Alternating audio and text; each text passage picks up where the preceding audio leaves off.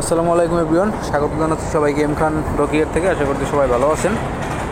তো এই হচ্ছে এম খান ডকইয়ার্ড। এখানে এম খান 7কে নির্মাণ করা হয়েছে আর লঞ্চটিকে পানিতে ভাসানো হয়েছে। পানিতে ভাসানোর পরে বাকি কাজ চলতেছে।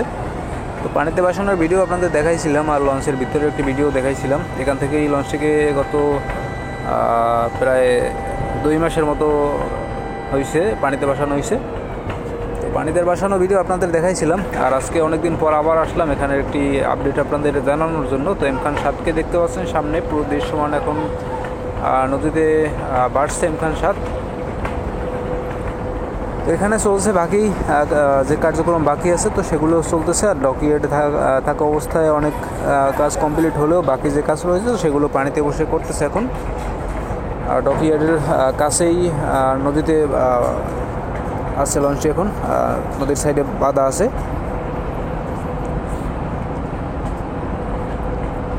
তো এই লঞ্চটির ঢাকা বরিশাল নৌরুটে আসার কথা ছিল আসন্ন রোজার ঈদেই, তবে কাজের যে অগ্রগতি বা যা ধারণা করা যাচ্ছে তাতে মনে হচ্ছে না যে এই রোজার ঈদে লঞ্চটি আসতে পারবে।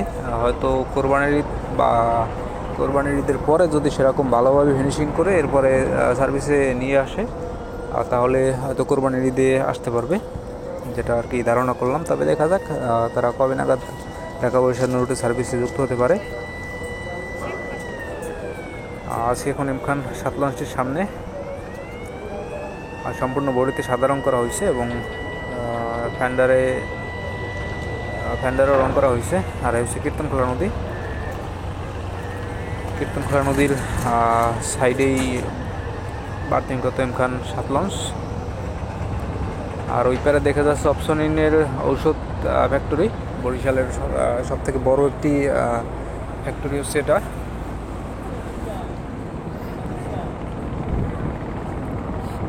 আর মাস্টার ব্রিজের ডিজাইনটা কিন্তু বেশ ভালো হয়েছে এবং পাশাপাশি মাস্টার ব্রিজের যে সাইজ অনেক বড়, কিন্তু মাস্টার ব্রিজ অনেক লঞ্চের মাস্টার ব্রিজ শুধু মাস্টার ব্রিজ এবং সাথে 2 থেকে 4টার মতো কেবিন থাকে।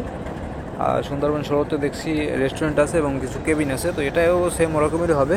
অনেকগুলো কেবিন থাকবে, পাশাপাশি রেস্টুরেন্টের ব্যবস্থা থাকবে এবং মাস্টার ব্রিজের পিছনের অংশে অ্যাকুরিয়ামের ব্যবস্থা থাকবে। আর এই হচ্ছে লঞ্চটির ড্রাফটের অবস্থা। অনেক যেটা ধারণা করছিলাম তার থেকে অনেক কম বাড়ছে লঞ্চটি। তো এটা কোনো সমস্যা না, এরকমের লঞ্চ আরও এখন চলতেছে বরিশাল রুটে। যদিও এই ড্রাফট কম পাওয়ার কারণে একটু তেল খরচ বেশি হবে, তবে সার্ভিস টাইম মেনটেন করে যেহেতু চলাচল করবে এখন বরিশাল রুটের প্রতিটা লঞ্চ সার্ভিস টাইম মেনটেন করে চলাচল করে, তো সেহেতু সেরকমের কোনো প্রভাব পড়বে না আশা করছি। আর কম্পিটিশনের যদি আগের মতো কম্পিটিশন থাকতো 5 থেকে 6টা লঞ্চ চলাচল করতো তাহলে একটা কথা ছিল যে প্রতিদিন কম্পিটিশনে চালালে অন্যান্য লঞ্চের থেকে তেল খরচটা একটু বেশি যেত। তবে সেরকমের এখন খরচ হবে না, যেহেতু কম্পিটিশন নাই, নিরিবিলি চলাচল করে সার্ভিস টাইম মেনটেন করে। আর হচ্ছে সাইডের অংশ, লঞ্চের ভিতরে অনেক কাজ বাকি আছে এখনও। কেবিন করিডোরের যে ডেকোরেশন সেগুলো প্রায় কমপ্লিট, কেবিনের ভিতরের কাজগুলো বাকি আছে। আর এই হচ্ছে মাস্টার ব্রিজের ডিজাইন। শুরুতে অন্য ডিজাইন ছিল, পরবর্তীতে ডিজাইন চেঞ্জ করে আবার এইরকম ডিজাইন করা হয়েছে।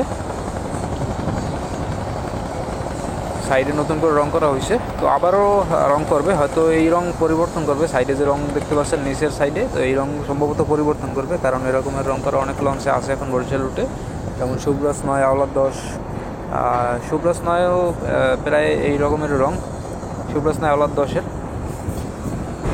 তো এই রং হয়তো ওনারা চেঞ্জ করবে, কারণ অন্যান্য লঞ্চে আছে তো সে কালার আবার আরেকটা লঞ্চে এটা দেখতে কেমন বেমানান লাগে, সম্ভবত এই কালার তারা চেঞ্জ করবে। তো চলুন এখন লঞ্চটির পিছনের দিকে যাই, আপনাদের পিছন থেকে একটু দেখাই লঞ্চটাকে।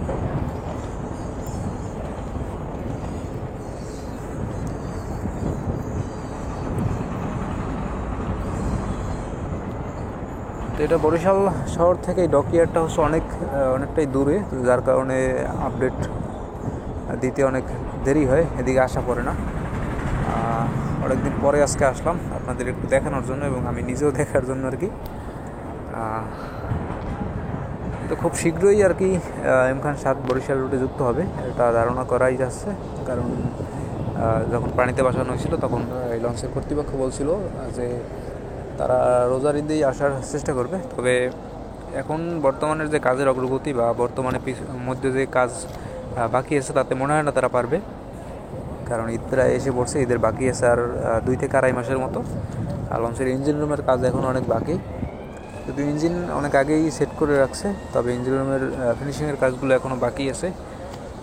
পাশাপাশি অনেক কাজ বাকি লঞ্চের ভিতরে এখনও। মাস্টার বেজের বিভিন্ন সরঞ্জাদি এখনও সেট আপ সম্ভবত হয় নাই। পানিতে ভাসানোর আগে দেখছিলাম কোনো কিছুই তেমন সেট আপ করেনি মাস্টার বেজে, শুধু ইঞ্জিন 2টা লাগাই রাখছে আর প্রোপেলার সেট করে রাখছে। তো এখানে এসে যা জানতে পারলাম তারা খুব শীঘ্রই আসবে, কিন্তু রোজার ঈদে আমার মনে হয় না আসতে পারবে, আর তারা সঠিকটা বলছেও না এখন। তবে দেখা যাক এমখান 7 কবে আসতে পারে। আবার খুব শীঘ্রই হয়তো রিভার ট্রেলে বের হবে, কারণ রিভার ট্রেল না দিয়ে তো আর সার্ভিস আসতে পারবো না। রিভার ট্রেলে বের হলে তখন শিওর ধারণা করা যাবে যে কবে নাগাদ সার্ভিস আসতে পারবে। আর এই হচ্ছে ভিআইপি জোন। এখানে 7 লঞ্চেতে টোটাল 7টি ভিআইপি কেবিন রয়েছে। পাশাপাশি অনেক পরিবর্তন আছেই লঞ্চটির ভিতরে। সিঙ্গেল কেবিনের সাথে অ্যাটাচ ওয়াশরুম কয়েকটা কেবিনের সাথেই আছে, প্রতিটা কেবিনের সাথে নাই, তবে কিছু কিছু কেবিনের সাথে অ্যাটাচ ওয়াশরুম আছে সিঙ্গেল কেবিনের সাথে। আর যেটা বরিশালের এখন কোনো লঞ্চেই দেখা যায় না, হয়তো 2-1টা লঞ্চে থাকতে পারে, তবে আমার জানা নেই। তো আমি এই লঞ্চটা দেখলাম এই প্রথম, যে সিঙ্গেল কেবিনের সাথে অ্যাটাচ ওয়াশরুম। তো যাই হোক, এমখান 7 লঞ্চটিকে পানিতে ভাসানোর ভিডিও যেহেতু আমার চ্যানেলে দেওয়া আছে, তো চাইলে আপনারা সেটা দেখতে পারেন। আমি ভিডিওর লিঙ্ক এই ডিসক্রিপশন বক্সে দিয়ে দেবো, এবং পানিতে ভাসানোর ভিডিও সহ ভিতরে ডেকোরেশনের ভিডিও সব কিছু।